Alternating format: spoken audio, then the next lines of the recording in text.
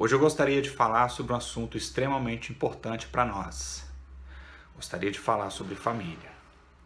Nós estamos entrando em um tempo em que muitos de nós estamos refletindo especificamente sobre esse assunto.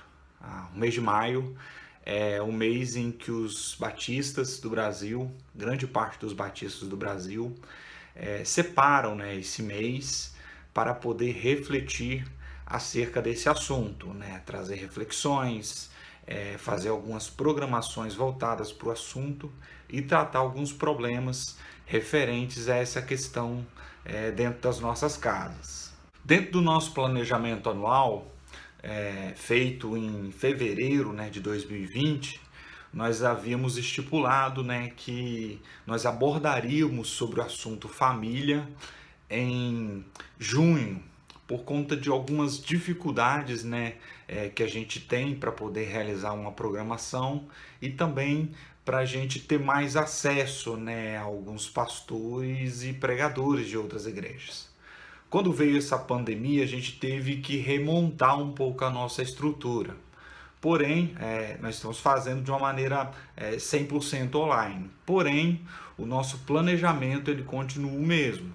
Nós vamos sim, no mês de junho, vamos morder aí apenas um domingo de maio, e dentro de todo o mês de junho a gente vai conversar sobre esse assunto. A gente vai abordar exclusivamente o tema família. E essa série de mensagem que a gente está apresentando agora, ela é fruto de uma reflexão que a gente tem feito já há algum tempo. A gente tem procurado enxergar a família, fazer uma leitura real dos problemas que a gente tem dentro dela e gerar algumas respostas a perguntas extremamente importantes para a construção, ou para tratamento dos problemas existentes. Então a gente está lançando aí uma série de mensagens e que a gente vai começar nos próximos dias a divulgá-la, e hoje a gente quer fazer uma espécie de preliminar, a gente quer fazer uma introdução do que a gente vai conversar durante todo esse tempo, porque o assunto em si que a gente vai conversar em junho, ele gera a resposta para algumas questões que eu vou colocar hoje para você. Gostaria de iniciar a nossa conversa lendo aqui o texto de Josué, Josué capítulo 24, de 14 a 16. Diz assim: Agora, pois, temei ao Senhor, servi-o com sinceridade e com verdade. Deitai fora os deuses aos quais serviam vossos pais além do rio do Egito, e servi ao Senhor. Porém, se vos parece mal aos vossos olhos servir ao Senhor, escolhei hoje a quem servais. Se aos deuses a quem serviram vossos pais, que estavam além do rio, ou aos deuses dos amorreus, em cuja terra habitais. Porém, eu e minha casa serviremos ao Senhor. Então respondeu o povo e disse: Nunca nos aconteça que deixemos o Senhor para que servamos a outros deuses. O contexto desse texto é o seguinte: o povo de Israel havia ficado mais de 400 anos escravo no Egito. Deus levantou um homem chamado Moisés. Esse homem ele era responsável em retirar todo esse povo do cativeiro, do processo de escravidão que eles estavam vivenciando, e fazer um processo de relocamento, retirar desse local e colocar eles na terra prometida, a terra de Canaã. Eles passam 40 anos no deserto e tem toda uma dinâmica de convivência, de reestruturação desse povo, em que Deus estabelece leis civis, leis cerimoniais e leis morais. Dentro de todo esse processo é levantado um sujeito para ser uma espécie de substituto de Moisés. O nome dele é Josué. Dentro do livro de Josué, a gente tem narrada a história da tomada desse povo da terra prometida. Deus prometeu a terra, mas eles teriam que chegar ali e conquistar essa terra. Aqui, quando a gente lê esse texto, é logo após o processo em que eles chegam na terra e essa terra ela é partilhada entre as tribos de Israel. E nesse momento em específico, esse momento em que eles deixam a terra, eles deixam uma cultura, eles deixam um modo de vida, Josué chama eles para fazer um pacto novo com Deus. E esse pacto é o seguinte, ele fala, gente, ó, daqui para frente é o seguinte, a terra está na mão de vocês e vocês precisam escolher quais os valores que vocês vão assumir para a família de vocês. Vocês vão escolher servir os deuses do Egito, aos quais os seus pais serviram, servir aos deuses dos amorreus que deixaram aqui a terra prometida, ou vocês podem optar em servir ao Senhor. Eu não sei qual é a escolha que vocês vão fazer, mas eu e minha casa serviremos ao Senhor. Quando você faz essa escolha, você não está dizendo apenas que você vai fazer uma escolha e nada na sua vida vai mudar. Quando você escolhe o tipo de espiritualidade, o modelo de espiritualidade ao qual você vai submeter sua família, você também está escolhendo os valores que esse modelo de espiritualidade oferece. Nós, da espiritualidade cristã, nós que somos discípulos, alunos de Jesus, a gente precisa entender que a nossa vida, a nossa família, ela precisa também estar debaixo dos ensinos de Jesus. Ela precisa absorver os seus valores e colocá-los em prática. Então eu linkei aqui algumas coisas que eu considero ser interessante e importante para a gente abordar dentro da nossa família. Não apenas como um elemento pontual para a convivência, mas como princípios basilares. A gente precisa entender os fundamentos da nossa fé. Quando a gente começa a entender os fundamentos da nossa fé, a gente entende que a nossa família também precisa estar submetida a esses fundamentos. Assim como o povo de Israel estava vivenciando esse processo de relocação, ou seja, eles estavam sendo retirados de um local e sendo levados para um outro determinado local, a nossa família também está nesse processo, em que elas são retiradas de um local e levados para outro.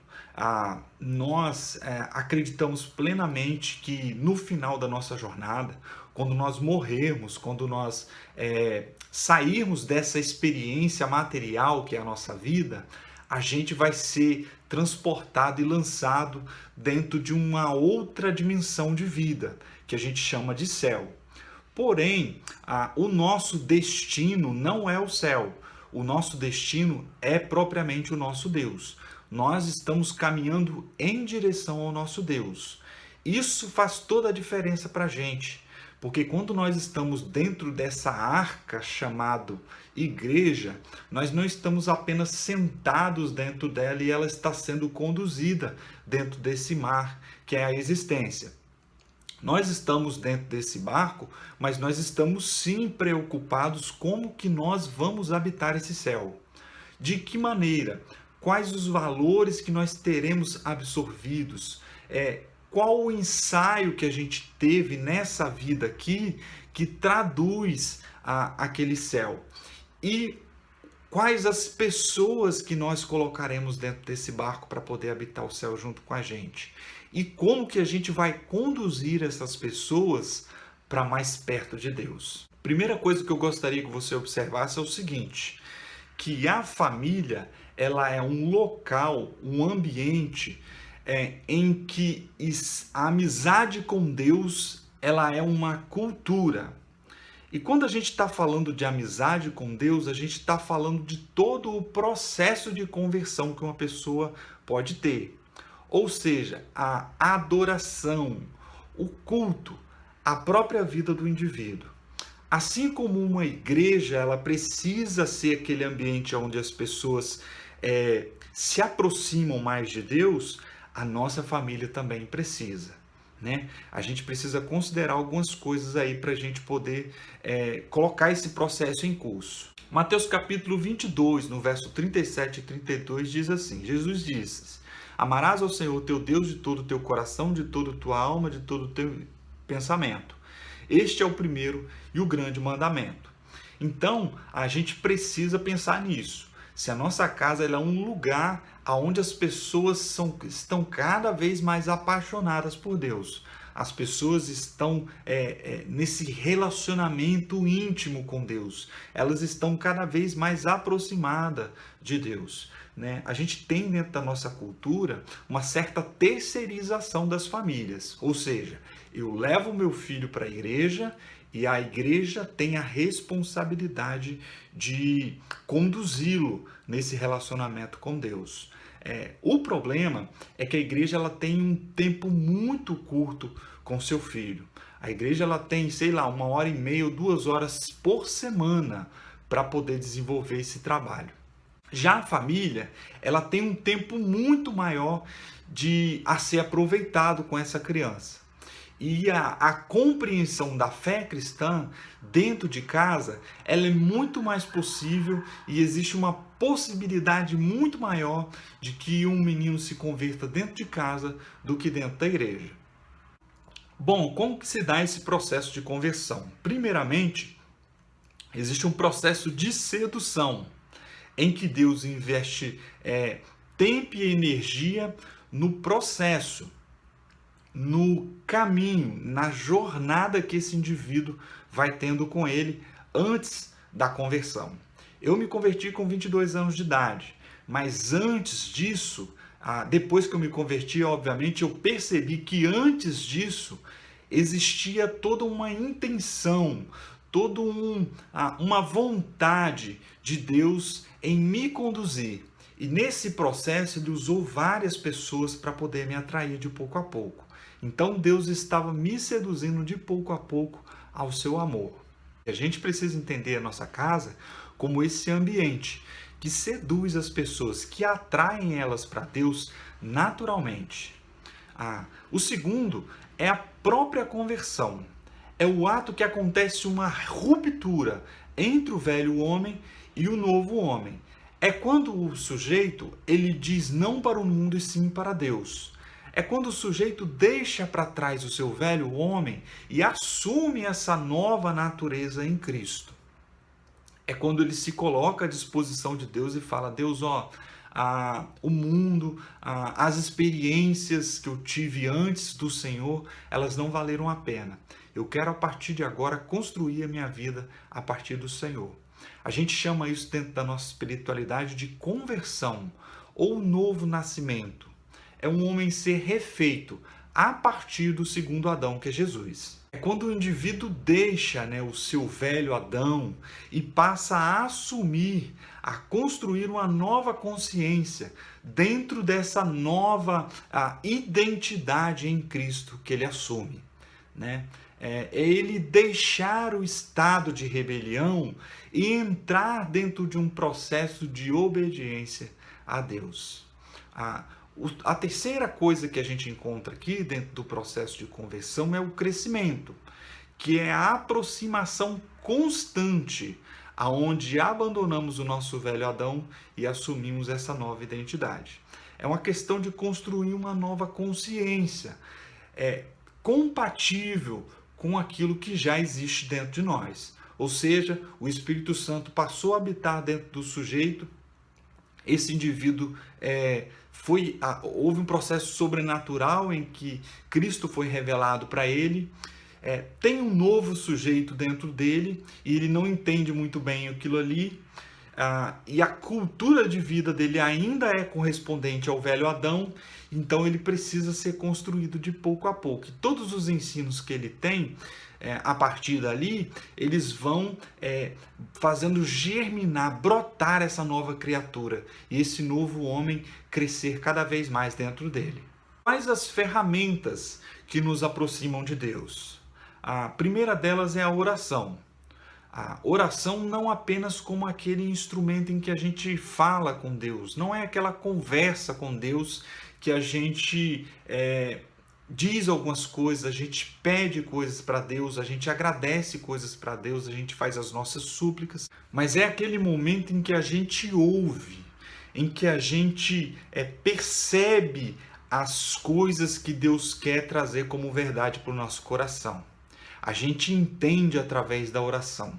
É quando a gente começa a falar algumas coisas e rapidamente as nossas palavras elas fogem do nosso controle e a gente se percebe nós mesmos ministrando para nós. Oração como instrumento para ouvir. O segundo elemento de relacionamento, de amizade com Deus, é a própria Bíblia, né? Que é a palavra de Deus, é aquele conjunto de livros, de acontecimentos, ensinos que Deus conservou ao longo do tempo para que chegasse até nós do jeito que chegou. Esse elemento não é apenas, a Bíblia não é apenas um instrumento de informação para aumentar o nosso repertório intelectual. Não é apenas fomentar um crescimento cognitivo em nós, mas é um instrumento para a gente ouvir. É aquela comida que a gente precisa para alimentar a nossa vida. O terceiro instrumento de relacionamento, de amizade com Deus, são as conversas espirituais. É aquele encontro que a gente tem com algumas pessoas em específico, que a gente percebe que a conversa sempre vai cair no aspecto espiritual da coisa. É aquela pessoa que quando a gente se encontra, a gente percebe que ela deixou um pouquinho de Deus em nós. É aquela pessoa em específico que toda vez que a gente vê ela, a gente percebe que Deus falou alguma coisa conosco através delas. É o nosso processo de desenvolvimento de amizade espiritual, em que a gente percebe que todas as conversas que a gente teve foi um momento para a gente ouvir e entender um pouco mais de Deus. O quarto elemento são as circunstâncias, ou os acontecimentos compatíveis com a nossa necessidade do momento. Geralmente eles se dão quando nós estamos em uma expectativa, ou seja, nós oramos para uma determinada situação e nós estamos na expectativa de entender qual o acontecimento que vai gerar em nós a resposta que a gente precisa. Então, os acontecimentos são aí mais um instrumento, né? As circunstâncias são mais um instrumento que a gente tem para poder ouvir a Deus. Agora a gente vai falar sobre os inimigos do nosso relacionamento com Deus. Quais são os inimigos que a gente tem para esse processo de aproximação de Deus? E é justamente nesse ponto que eu vou tocar dentro do mês da família. No processo que atrapalha, qual as artimanhas, quais as ferramentas que o nosso adversário utiliza contra nós para embaçar a nossa visão, para tapar os nossos ouvidos e não permitir com que a gente ouça, não permitir com que a gente entenda o trabalhar de Deus dentro da nossa família. O primeiro inimigo do nosso relacionamento com Deus que eu linkei aqui é a ansiedade, ou seja, é a expectativa no amanhã. O ansioso ele não confia o suficiente, ele sofre no presente pelo futuro. Ele não consegue vivenciar o trabalhar de Deus na sua vida no presente, porque o futuro, a ânsia pelo futuro, ela acaba embaçando as suas vistas, ela não deixa com que essa pessoa enxergue os acontecimentos e o porquê dos acontecimentos à sua volta. Quase sempre a gente cai nesse erro por conta das nossas emoções e por conta dos nossos impulsos naturais.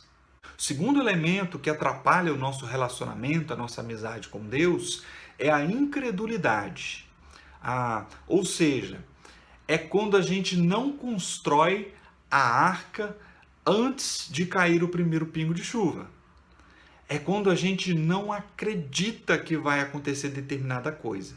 Deus já falou, Deus já comprovou, Deus já mostrou que vai fazer, mas a gente não consegue por conta da nossa incredulidade. A gente não consegue fazer as coisas, agir de acordo com aquilo que Deus vai fazer. Essa expectativa que a gente tem do amanhã e só agir quando a gente vê provas reais de que vai acontecer o que a gente precisa. Então a incredulidade é aqui um outro elemento que atrapalha o nosso relacionamento com Deus. Um outro elemento aqui que atrapalha o nosso relacionamento com Deus são as prioridades. A gente costuma dizer que a gente não tem tempo, né? E eu corri aqui um pouco o risco de colocar o tempo como inimigo do nosso relacionamento com Deus. Só que não é uma questão de ter ou não ter tempo, é uma questão de prioridade. quais as coisas que a gente realmente prioriza. Por exemplo, o período da quarentena é o tempo em que grande parte dos brasileiros estão com tempo de sobra, estão com tempo e energia para poder gastar naquilo que eles arrumavam desculpa que não tinham tempo para poder fazer. Por exemplo, uma pessoa que tem um livro para poder escrever e esse livro está guardado na gaveta e não sai do papel porque ela nunca tem tempo. O período da quarentena, em que o tempo está um pouquinho mais elástico, esse livro deveria sair da gaveta. Aquela música que a pessoa queria compor, precisava compor, mas ela não compõe porque dizia que não tinha tempo. Esse era o momento dele sair da gaveta. A leitura bíblica, né? Dentro do nosso ambiente evangélico, as promessas, né? Esse ano, 2020, eu vou ler a Bíblia. Aí quando termina o ano, fala, não deu tempo, estava muito enrolado, estava trabalhando demais. Agora a gente está com tempo. Então, as nossas desculpas, elas precisam cessar nesse momento. Se as desculpas não cessarem, se a gente arrumar outras, pode ter certeza de uma coisa, não era questão de tempo, era questão de prioridade. A gente não dá verdadeiramente a prioridade ao que a gente deveria dar. E reconhecer isso é o primeiro passo que a gente dá para poder consertar-se diante da situação e diante de Deus. Tudo isso para dizer para você que dentro da nossa casa, assim como dentro das nossas igrejas, precisa ser um ambiente em que as pessoas conhecem a Deus, em que as pessoas se convertem, em que as pessoas se entregam para Deus. Se você é o único crente dentro da sua casa, se você é um filho, se você é um marido, se você é uma esposa e você é o único crente dentro da sua casa, eu quero te animar e dizer para você que você é um missionário representante de Deus aí nesse local. Se você é apenas um membro no meio de vários crentes, eu gostaria de dizer que você precisa mudar um pouco os seus hábitos para que esse ambiente de adoração ele seja construído. E existem várias setas, vários dardos inflamados, várias flechas que o nosso adversário atira em nós para atrapalhar o nosso relacionamento com Deus. Em junho a gente vai tratar especificamente sobre isso. E quando Josué decide fazer esse pacto com Deus, ele decide convidar a todo o povo, gente, ora, eu e a minha família vamos servir ao Senhor. Ele está dizendo, a minha casa vai ser uma plataforma de adoração. Eu não vou terceirizar a responsabilidade para os sacerdotes. Eu não vou terceirizar a responsabilidade para o povo da igreja. Eu serei sim o responsável pela adoração dentro da minha casa. Um professor do seminário, ele me contou certa vez a história de uma membro da igreja dele, em que ela estava dando banho numa criança, no filho dela, e essa criança ela manifestou o desejo de se entregar a Cristo. Enquanto ela ensaboava o menino foi dando pintas de que ele entendeu o anseio de Deus por ele. E ela ali, daquele jeito, naquele momento, do jeito que estava, ela fez uma oração com ele, ele entregou a vida dele a Jesus, dentro do banho, todo ensaboado e pelado, do jeito que ele estava mesmo. Eu achei essa história divina, lindíssima, porque essa mãe, ela poderia ter falado bem assim, meu filho quer aceitar Jesus, vou levar ele domingo na igreja. Aí espera lá o momento do culto, o momento do apelo, leva o filho à frente, aquela coisa toda que a gente está acostumado dentro das nossas igrejas. Mas ela diz, não, é aqui e agora. É dentro de casa mesmo, do jeito que ele está, no momento dele, ele vai entregar a vida a Jesus. Essa mulher, ela poderia ter transferido a responsabilidade para o pastor. Ela poderia ter pego o telefone e ligado, pastor, meu filho está querendo aceitar Jesus, vem aqui dentro de casa, vem aqui, coisa e tal. Mas ela decide não fazer isso. Ela decide ali, naquele momento mesmo, dizer para todo o inferno ouvir que a casa dela é sim uma plataforma de adoração. É um ambiente em que as pessoas se aproximam de Deus. É um ambiente em que as pessoas conhecem mais a Deus. E quando a gente toma uma decisão como Josué tomou aqui, a gente está querendo dizer o seguinte, de que a nossa convivência a partir dali, os nossos relacionamentos, eles serão direcionados por Deus. Não apenas na perspectiva vertical do nosso relacionamento com Deus, mas também na perspectiva horizontal, no nosso relacionamento com o nosso próximo. E o próximo mais próximo de nós são os nossos familiares. Da mesma forma que dentro de uma igreja as pessoas precisam regular a sua convivência e aprender a conviver de maneira saudável, dentro de casa também. Já que a gente entende que essa é a extensão, né? A nossa casa é a extensão da igreja. Dentro da nossa casa também existe uma igreja. Então a gente precisa entender sim a nossa casa como esse ambiente em que a gente constrói ou deixa Deus construir os relacionamentos saudáveis a partir dos valores dele. Em Mateus 22, no verso 39, diz: e o segundo mandamento semelhante a este é: amarás ao teu próximo como a ti mesmo.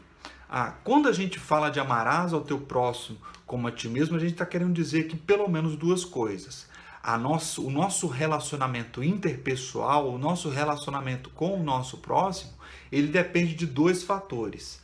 O primeiro deles é autocuidado. O segundo é o cuidado com o próximo. E quando a gente está falando aqui de autocuidado, a gente está falando da nossa relação com nós mesmos. É a gente olhar para dentro. É a gente procurar se entender, é a gente procurar entender o porquê que a gente gera as respostas que o outro exige de nós. Por que a gente explode com as nossas esposas? Por que a gente grita com os nossos filhos dentro de casa? Por que nós somos tão preguiçosos, indolentes e irresponsáveis com o nosso trabalho? É a gente gerar respostas a partir da nossa perspectiva interior. É a gente olhar para dentro, é a gente se enxergar. É a gente poder avaliar a nossa vida, a nossa autoestima, a maneira como a gente se vê, avaliar os nossos traumas, as coisas que estão no passado e os perdões que a gente não liberou e se avaliar por que eu dou respostas da maneira que eu dou para o meu próximo. Então a gente precisa, amarás ao teu, como Jesus disse aqui, amarás ao teu próximo como a ti mesmo. Se eu não estiver bem resolvido comigo mesmo, a minha relação com o meu próximo ela vai ser extremamente defeituosa. Se eu não estiver bem resolvido com a minha autoestima, a minha relação com o outro ela vai ser extremamente problemática. Aí uma pessoa te dá um bom dia, se você não estiver bem resolvido com você mesmo, esse bom dia você pode ficar pensando dentro de você. O porquê que esse cara está me dando um bom dia? Aí você gera uma resposta desagradável para essa pessoa, não com base no bom dia que ela te deu, mas com base nas coisas que você fica pensando dentro da sua cabeça, com base nas suas emoções, você acaba gerando a resposta que não deveria neste momento. Muitos de nós nos espantamos com algumas coisas que a gente faz e fala para o nosso próximo. Às vezes a gente dá uma resposta, a gente se espanta, a gente se assusta. Isso porque falta em nós essa dinâmica do autoconhecimento.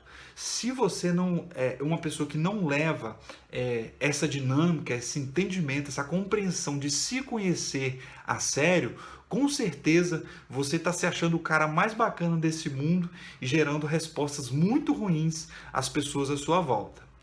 O cuidado com o outro significa aqui pelo menos 3 coisas: provisão, afeto e limites. A provisão significa o seguinte, que o meu próximo ele tem a segurança no relacionamento que ela tem comigo. Ou seja, eu provenho tudo o que ele precisa até certo ponto, de maneira que essa pessoa ela tenha a segurança de que tem um relacionamento com um cristão saudável. E provisão que eu estou falando aqui não necessariamente é uma provisão financeira ou material. É também. Provisão ela vem no sentido material, ela supre a nossa vida material, e vida material eu estou falando aí de alimentação, eu estou falando aí de transporte, eu estou falando de vestuário, ou seja, tudo que está relacionado à nossa saúde física. A provisão ela também pode ser uma provisão espiritual, ou seja, fulano, toda vez que eu preciso dele, ele intercede por mim de tal maneira que eu tenho uma segurança toda vez que eu sento com ele para orar, de que Deus vai ouvir a gente. Não necessariamente Deus vai gerar a resposta que eu quero, mas de uma coisa eu sei, esse cara o relacionamento dele comigo, com Deus, é tão saudável que eu tenho absoluta certeza de que a gente está realmente se ajoelhando diante de Jesus. Provisão emocional significa que as emoções do nosso próximo a gente pisando com cuidado nesse terreno sagrado que é o coração do nosso semelhante, a gente vai cuidar das suas emoções de maneira que essa pessoa ela tenha segurança de olhar para nós e falar: poxa, fulano é tão bem resolvido emocionalmente, ele me trata tão bem, ele cuida tão bem das minhas emoções, que eu tenho essa segurança de falar o que eu preciso falar com ele. Eu posso me abrir, eu posso confessar os meus pecados, eu posso dizer todas as coisas que eu preciso dizer para ele sem reservas. Esse fulano é bem resolvido emocionalmente. E o nosso relacionamento, do ponto de vista emocional, é extremamente saudável. Dentro das nossas igrejas, a gente precisa sim ter um relacionamento saudável no sentido do autoconhecimento e do conhecimento do nosso próximo. Ou seja, a gente saber quem nós somos e nós termos um relacionamento saudável com o nosso próximo. A gente chama isso de comunhão. Dentro das nossas casas, da mesma forma a gente precisa ter comunhão. A gente precisa saber como que está o nosso próximo, como que está o nosso semelhante, como que estão as emoções do meu filho, como que estão as emoções da minha esposa. Por que a autoestima dela está tão baixa? Por que ela tem uma visão de si mesma tão negativa? Por que todo mundo grita uns com os outros aqui dentro de casa? Por que o nosso relacionamento familiar é tão conflituoso? Por que ninguém se importa um com o outro aqui dentro de casa? Então a gente precisa ter essa percepção de que a comunhão, mesmo a comunhão que a gente tem dentro da igreja, a gente precisa ter sim dentro da nossa casa. Então a gente precisa considerar algumas coisas importantes para que a convivência familiar ela seja saudável. E a mesa é um lugar interessante para você desenvolver isso. Então, uma dica minha para você. Aqui em casa a gente tem assistido cada vez menos a televisão. E a gente tem passado cada vez mais tempo junto. Uma dica minha para você. Desliga a TV e arrume a sua mesa para todo mundo sentar nela. Terceiro elemento aqui para a gente considerar dentro da nossa casa é esse aspecto do envio.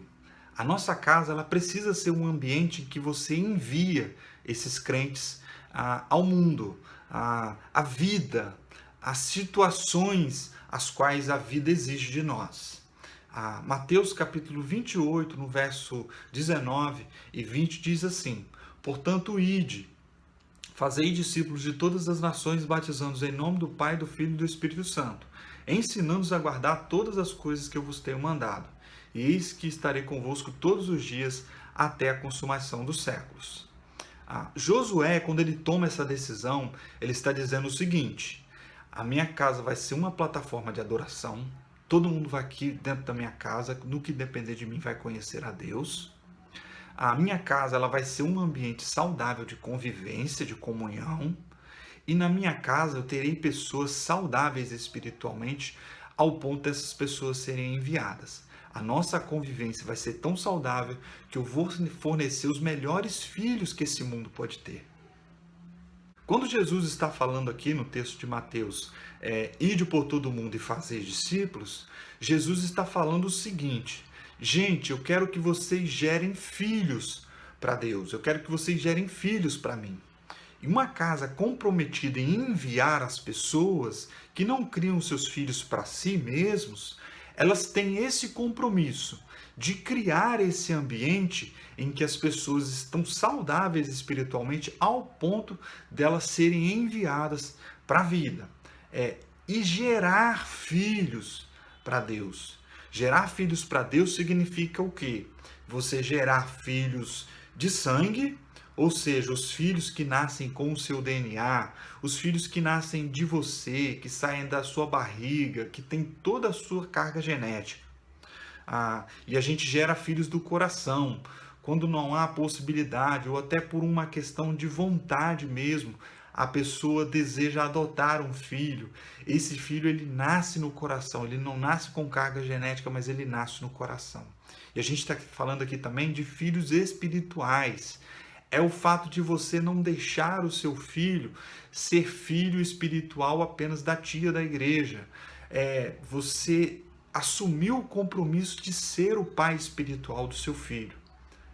Gerar filhos espirituais para Deus. Você que é marido, talvez você gere filhos espirituais na sua esposa. Você que é uma esposa, que é o único crente dentro da sua casa, Você é um missionário dentro da sua casa, acredite nisso.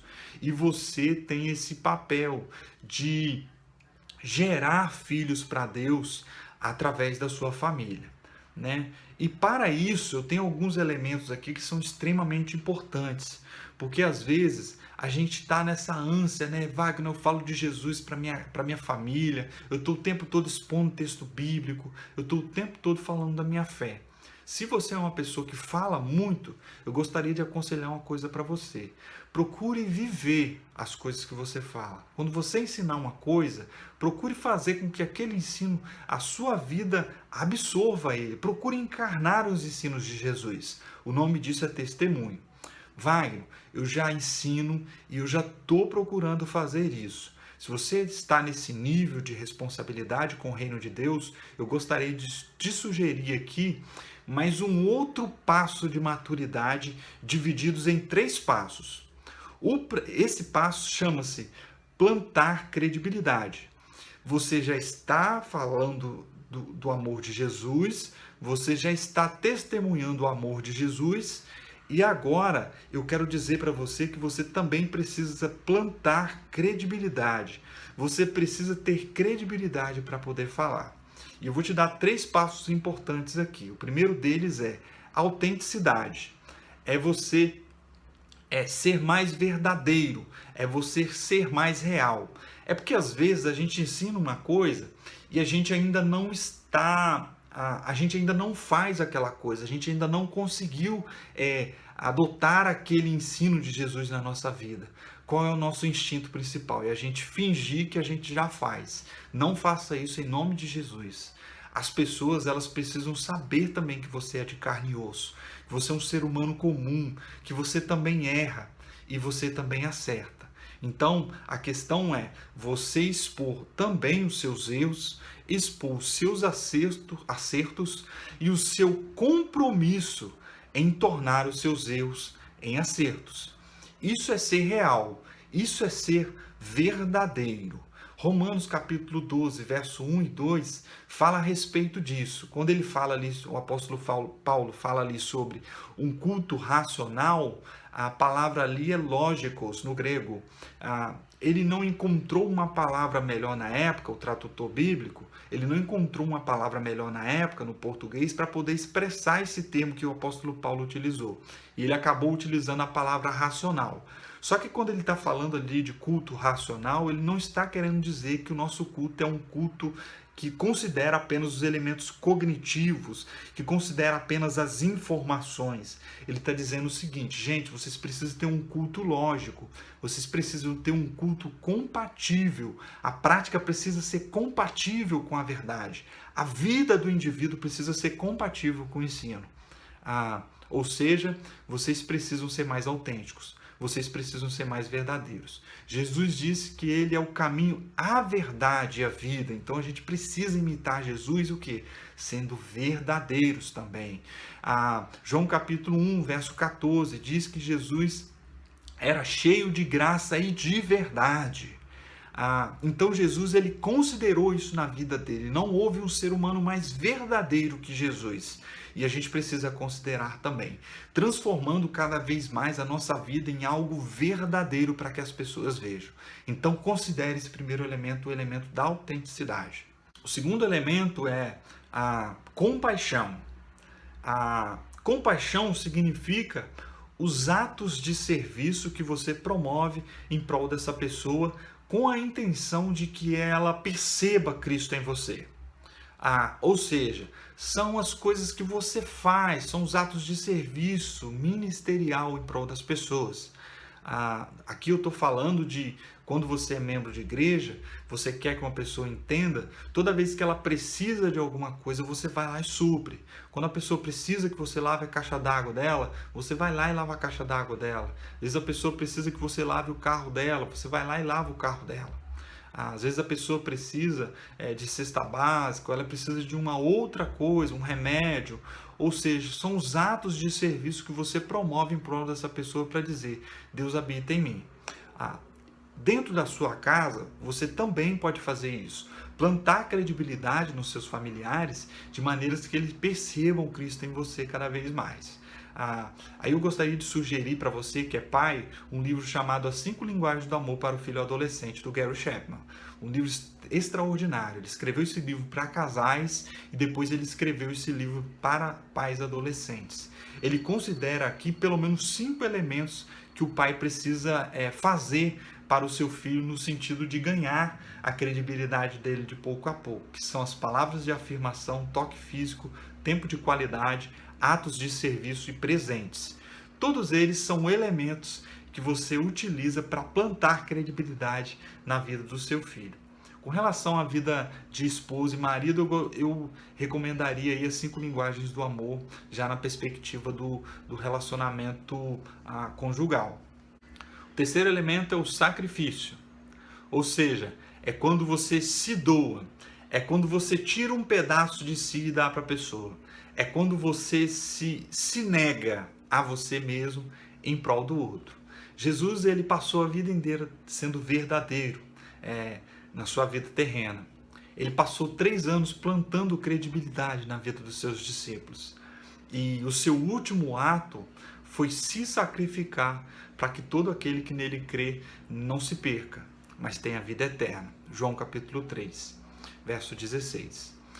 Então Jesus ele considerou esse elemento na vida dele. E nós precisamos considerar isso no nosso relacionamento familiar. De maneira que a gente utilize esse elemento do negue-se e constrange a pessoa a vir até Cristo, a conhecer a Cristo. Jesus disse, aquele que quiser vir após mim, negue-se a si mesmo, tome a sua cruz e me siga. Então a gente precisa se negar para a gente poder transmitir Jesus para as outras pessoas. Dentro da sua casa, por exemplo, quando você chega cansado do seu trabalho, depois de dedicar um dia inteiro na sua empresa, tudo que você quer é sentar no seu sofá, tomar seu banho, descansar e assistir um jogo de futebol. É nessa hora que o seu filho chega para você e fala, pai, eu quero brincar. Eu quero jogar um futebol com o Senhor. Aí você tem que negar-se a si mesmo, deixar o seu momento de lazer e gastar um pouco de tempo e energia com seu filho.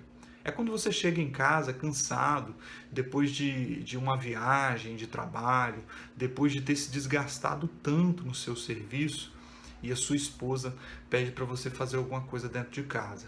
Você, de repente, dá uma faxina dentro de casa, lavar a louça, fazer um almoço para sua família. É você abrir mão de você mesmo em favor do outro. Jesus considera algumas coisas aqui nesse texto de Mateus capítulo 28. Ele diz a respeito da gente fazer filhos, gerar filhos para Deus, e ele fala a respeito dessa dinâmica da convivência, o batizar esses discípulos, e ele fala a respeito do ensinar. Ensinar aqui não é apenas dizer elementos cognitivos, elementos racionais para inserir na cabeça para o conteúdo informativo de uma pessoa. Esse ensinar de Jesus aqui é um transferir a fé cristã, os valores da fé cristã, através dos nossos gestos. Ou seja, é nós vivermos a fé cristã e nós nos tornarmos o padrão de ensino. É a nossa vida transpirar Jesus naturalmente. É a gente falar com gestos. É a gente ensinar as pessoas a obedecerem a Cristo através da nossa vida de obediência. E aí, a gente precisa observar algumas coisas aqui.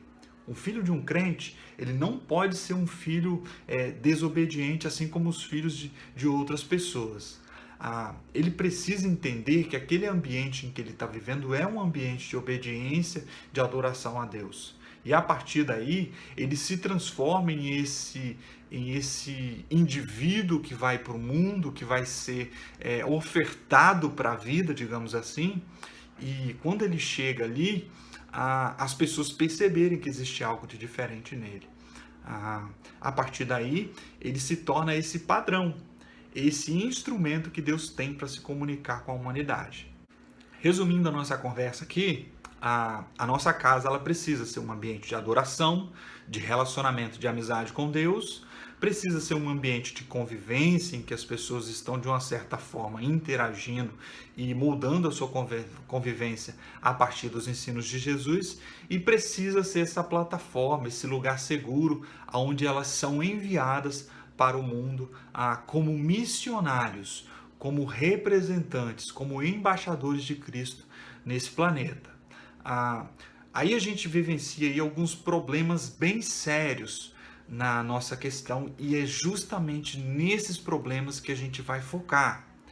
Porque o homem ele é responsável por essa atitude empreendedora que os indivíduos têm. Dentro da casa, é ele que traz a segurança para os filhos desabrocharem diante da vida. E os homens eles têm sido retirados de suas casas de pouco a pouco. Os homens eles são maioria nos presídios, eles são maioria dentro dos centros de recuperação, eles são o principal motivo pelo qual as mulheres pedem divórcio, eles são os principais motivos dos divórcios. 80% dos casos de divórcio são as mulheres que impedem. E a fala das mulheres é quase sempre a mesma: eu estou cansada, eu não aguento mais. Então a gente precisa, de uma certa forma, fazer com que essa roda pare de girar.